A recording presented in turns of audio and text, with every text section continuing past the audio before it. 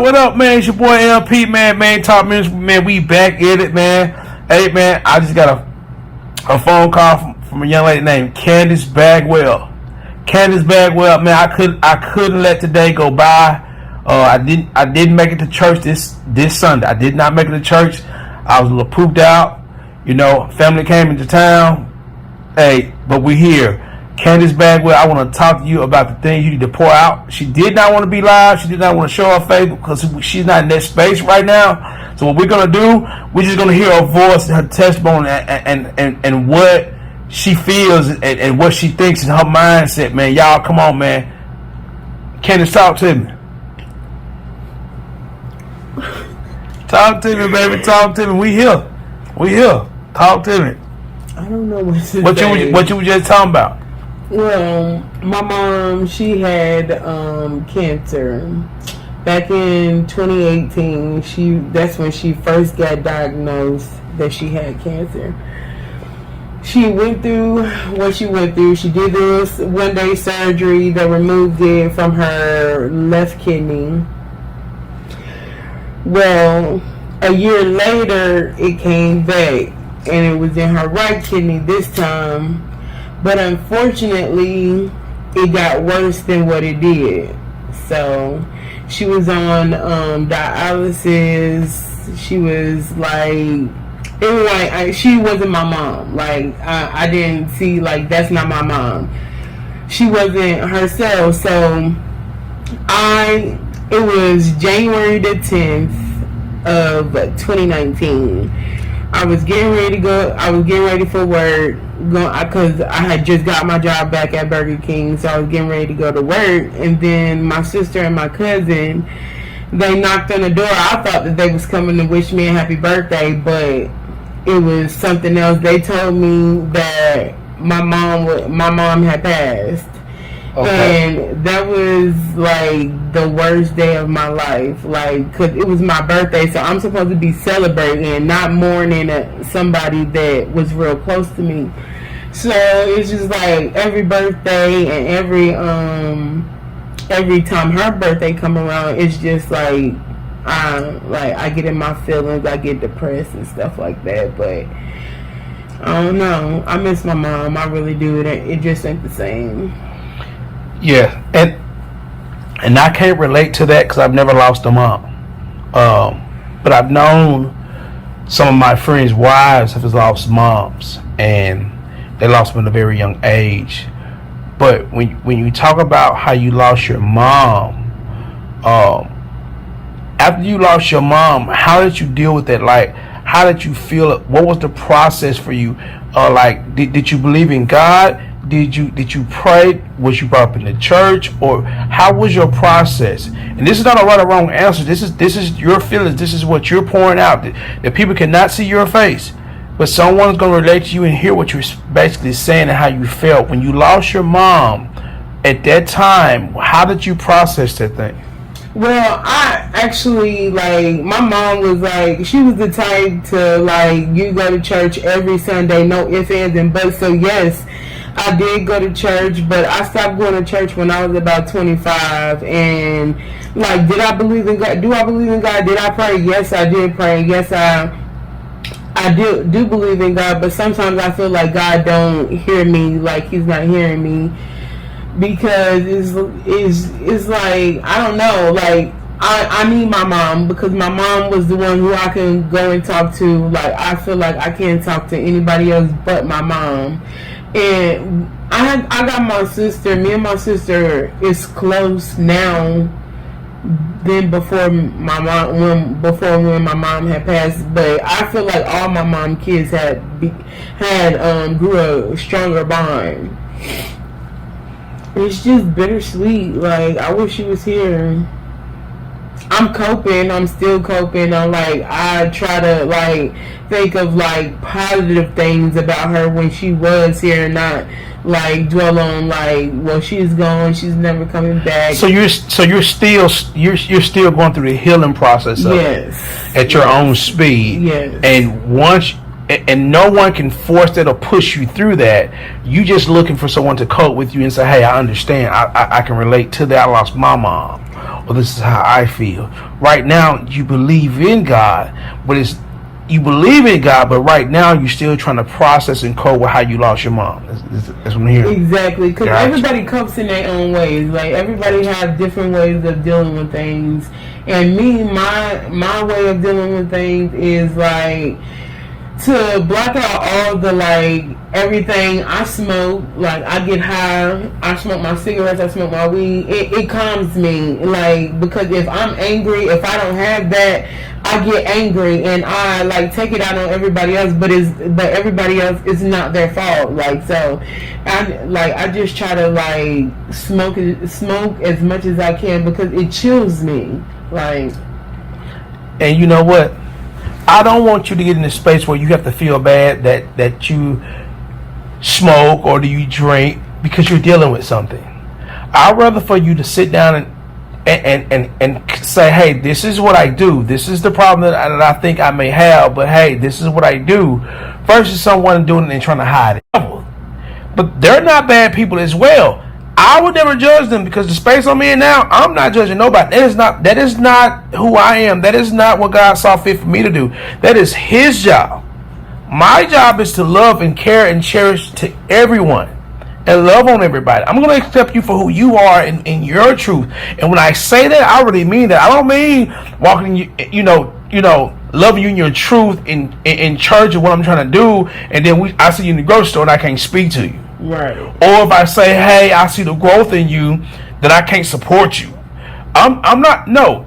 If I say that, I really mean that, and that's how I roll. That's how I operate. You see what I'm saying? That's me. That's who I am. Because see, what I'm doing now, it's crazy. Because see, God has already showed me that it's gonna get popping. Then people must say, oh, well, you don't supposed to be this. God is speaking to me and said, man, it's going to be popping because you're going to have to stay consistent and keep grinding and keep getting the correct people on to tell their truth. Because anybody to get on, man, they're not doing it for me. They're doing it for God because, see, that's the way they heal. I'm just the man to serve it. Right. You see what I'm saying? Right. I'm just the man to serve it. And some people not going to like it. And you know what? The crazy part about it, I know I get the support even though they're not at the forefront of it. Because they looking at me to say, hey, is he going to be consistent? If is this really his? It is. You see what I'm saying? Real talk. Because see, I can really go to, but come on, keep coming on with it. This is going to be good. This is going to be off the whim. This is just so happened today. I drove to Clarksville, Tennessee, house shopping, and bumped into this young lady. I want y'all to hear that. I came to Clarksville, Tennessee today, house shopping, and bumped into this young lady today. Didn't go to church today. Was tired over the weekend. My family camped out. I was tired. Family came in. I had to rest. But look what I'm doing right now. Come on and talk to me, Miss Bagwell. Keep talking, baby. Keep talking. What else? Now, what about your father? How was your father in your life?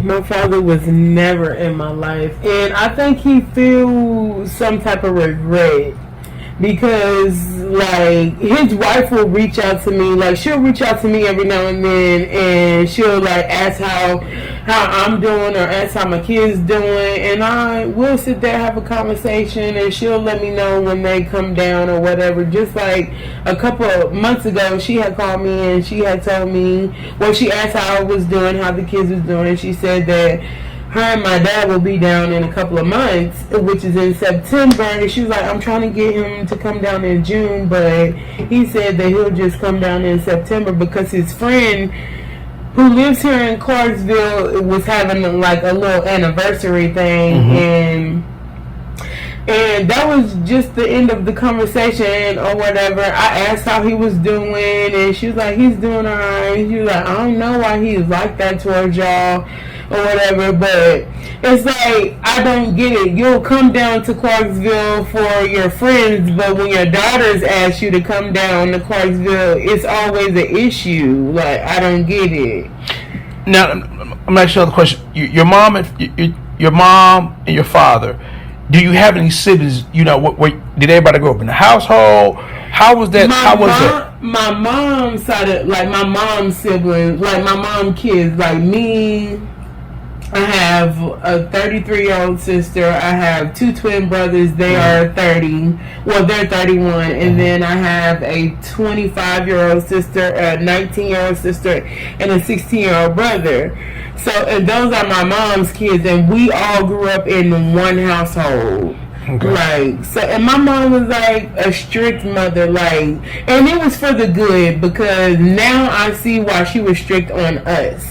To make us, like, I don't know, to make us like, you don't need nobody for this and that, or whatever. But dad. But during that process, you never thought it wasn't a God. Exactly. You believed in God. I believed in God, like, because I stayed going. We all stayed going to church. Yeah. But you never had nothing to resonate with you to get on your level to say, "Hey, I understand it." No. Bet, come on. This is where we at right here, ManTalk. This is where we at. Come on. My father was never, and me and my older sister have the same dad. Mm-hmm. Like, he maybe twice out of the years we've been living, he's seen us, and that's when we were like babies. But other than that, it's like, it's been a conversation on the phone, nothing further. So as me and my father, we don't have a relationship. Like, he's just my sperm donor. I don't look at him as a father, because he's never been there for us. So, yeah. And not knocking you, because see, here's the thing. My father wasn't in my life, and you know, we come up with this term, a sperm donor, and we do not even understand the concept of what we mean when we say sperm donor, because there's men out there that is clean, that has great genetics, and they are actually sperm donors. They have those types of sites for women that cannot have children with their significant other, spouse, or husband.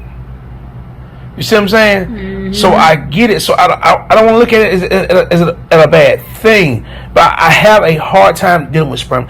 That is your father. And what has happened, you grew up in a dysfunctional household, and even though he's your father, you don't see him as nothing but the sperm donor. Nothing bad. That's just how you see him. So I don't consider myself as a bad guy or a bad child. But I see my father as he wasn't a father in my life where he, you know, came to all my school events, or he sat down and talked to me about the birds and the bees, or he showed me how to dress and tie that tie, or no. What me and my father now do, we're father and son, but we partners. That's my partner. That's my homie. That's my brother. You know what I'm saying? Like, I talk to my dad every day. Right. It's no disrespect, but it's the truth. That's what it is. You know what I'm saying? Now I'm gonna roll with my don't nobody get it. I'm gonna roll with my dad, and don't bother my dad. And my dad is gonna tell you don't bother his son. No, but I'm being honest. There's a difference from a father and a daddy. You see what I'm saying? So I'm okay with my daddy. Even though I didn't have that father, I'm okay with my daddy. I'm cool. But get to that space and understand people. So, man, come on. Your dad is more than a sperm donor, man. He is more than a sperm donor. I've always tried to get that relationship with him, but he never wants to sit down and have a conversation. It's because he's feeling guilty. Not me, him, because he knows he has not been there for none of Now how do you know he's feeling guilty? Have you had that conversation with him? I have not had that conversation with him. Okay. Now, not beating you up, sister. I'm not beating you up. Right. But I'm finna stretch you a little bit. Okay. If you have not had the conversation, how you gonna think and talk with him? That you're not God. Have you had the conversation? No. See, that is the thing I'm talking about. We have to get to the point we have the conversation. Right. And then once we have that conversation and we not understanding, we can't process it, sit down with somebody, give us some help who can allow us to process that thing and look at it both sides. So you speaking for him, but I ain't gonna put that on him. Because here's the real thing. You're hurting and haven't gotten over something that has not completely healed because you've already processed something in your mind that you may think the devil did put in your mind. You see what I'm saying? So if you say, you know what, let me reach out to my father and have a conversation with him and open up to him to feed into me his truth. You see what I'm saying? Right. And let's work on this thing together. Right. Because that's still daddy. It's a lot of folks ain't here to say I got my daddy. Real facts. And that's why I had to get my daddy don't go to church. My daddy gon' curse. He gon' drink. He don't go to church. His wife go to church, but my daddy has a good heart. He has a good heart. See, just because I found church and I see what God is doing for me in my life, even though my daddy is 60 and I'm in my 40s, does not make him no better than me or me no better than him. I have to keep allowing God to work through me, right, to show my father what God can do if you submit to him. You see what I'm saying? Mm-hmm. So instead of me being angry at him, I said, okay, I'm going to flip it. And I'm going to allow God to work through me to allow me to see different so I can show my father something different. So now, not only am I gaining a relationship with my father and rebuilding some issues, the children I have, now my father can be a godly grandfather. Right. You know, period. And that's what I'm on, man. Woo, girl, the right time in the day. The right timing. So now, your mom, you was raised by your mom, right? Mm-hmm. It was just you and your siblings. It was me and my siblings until my mom married, and that's when my stepdad came along. Well, they was dealing with each other, but she didn't let us see that. She was always like a private person. So your mom was dealing with your stepdad or your dad? My stepdad. Now, when stepdad came in, how did you feel? Like, what did he show you? How did mom and stepdad get you out of buy in as children? Even adults, because you could have been grown. How did mom and stepdad get y'all to buy in, or how did y'all feel when that happened? Because at the end of the day, y'all still have a dad. Well, we felt good because we finally had that father figure in our life. So it was like he was doing, like, every Christmas, like they would go all out. He would do whatever just to make us appreciate him as him stepping in to be our dad. So, and to this day, even though my mom is gone and they divorced, we still look at him as our stepdad. We still acknowledge him and tell him that we love him every time we see him. And it's because he showed y'all something different. He showed y'all what y'all thought a man looked like. Right. He never disrespected you. He was always there. He gave you time. Right. It was more about the time than the materialistic thing. You see what I'm saying? Even though your mom is gone now, you still look at him as a stepfather out of respect. That respect had to come from somewhere. And it's what he showed you. Right. Even if he was a bad guy, he never showed the girls that. You see what I'm saying? He never showed the boys. He never showed that. You see what I'm saying? And that's where it is. Like, man, it's crazy, man. This is where I'm going with this thing. This is where I'm going with this, because it's happening. It's going on. It's going on. So it's really, really good. So how's your relationship with your siblings? My relationship with my siblings is good for the most part. I mean, I do feel like the outcast sometimes, but why do you feel that way? What makes you feel that way? I feel like my older sister is like, she takes after my mom. Is like, like for real. Because me and my mom, we used to bump heads and everything. Like, that's when I used to stay with her. We used to bump heads. But when I moved out, as I got older, we became close. Even before she passed, like, we was real close. I would like do stuff for her and everything. And my sister, like, I feel like I would give every time she, like, everything, when she call me or text me and say, hey, I need this to do this, I'll give it to her. I don't tell her no. But it's like, I can't come to her and ask for something without her asking me, what do you need it for? Gotcha.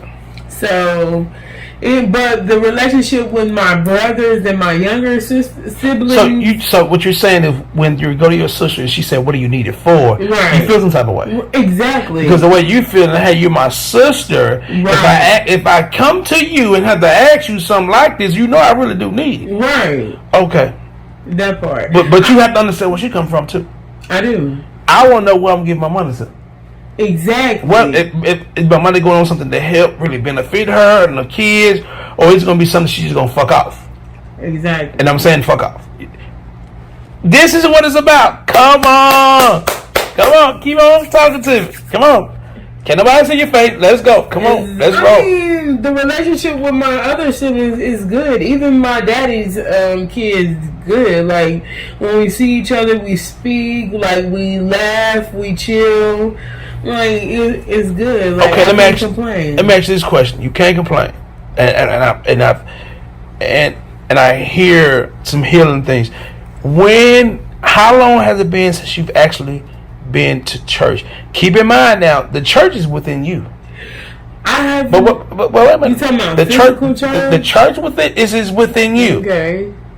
But when have you went to a place of worship, or even sat down by yourself with someone or to yourself to even try to study the Bible? And it is no right or wrong answer. It's not to beat you up, but at the end of the day, hey, I used to be right where you was at. It's been years. I mean, years. I've been there. And do I want to get back in church? Yes. I just have not found a good, like, I used to go to Tabernacle, grew up in the church, everything. So, I mean, Pastor Terry was the reverend at the time before he passed. I mean, and it's just like something. I had kids, and it's like other stuff happened. I was just growing up too fast, being out there like running wild, running around with friends, and getting into shit that I ain't supposed to be getting into. But we was young, so I mean, yes, and I just like. At the time, I'm like, yeah, I don't want to go to church. Like, I'll go next Sunday. Now, was you worried about going to church because of the church, or was you worried about going to church because of the people and how they may judge you? I wasn't worried about how anybody judged me. Come on, so it's just real thing. I didn't want to go to church because I just didn't feel like it. Come on, real facts. So and then time went on. Like I didn't. I'm gonna stop you right there. Okay. Just for a minute. So for y'all people that's saying that because the church is being too churchy, or they're doing everything so traditional, they're running away with the people. That is not true. People are in spaces, and there's levels to this. Allow people to connect to whom they connect with. No matter if it's Methodist, Baptist, Pentecostal, Church of God in Christ, street minister, we have to continue to connect with the people, because the real thing is, if we all link up together and combine, they will come. And that's what God wants us to do. That's why He wants us to continue to serve and seek Him and do it His way, man.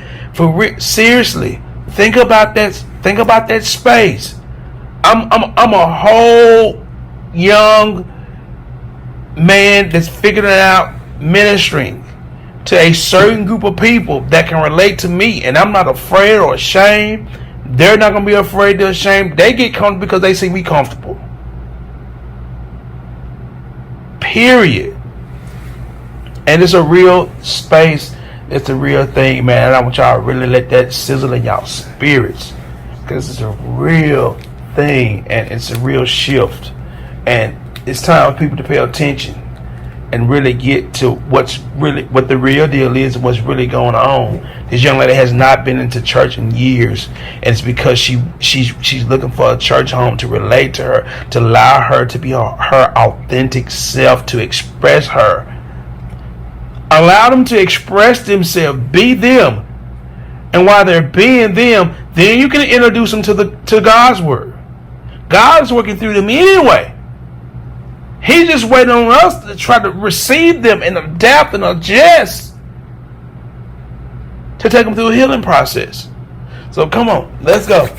Yeah, come on, ManTalk Ministry.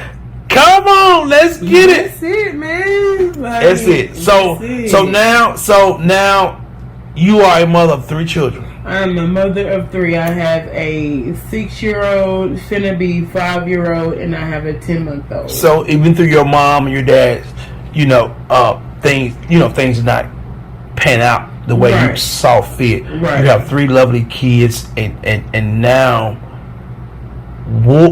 which direction or the things you've learned through your experiences on how to parent, on the things you need to give your children, or what are you looking for? Is there any church in the home, or are you looking for a church, or are you saying, hey, maybe I need a link, or maybe I need to surround myself around some women that's my age, or maybe younger than me or older than me?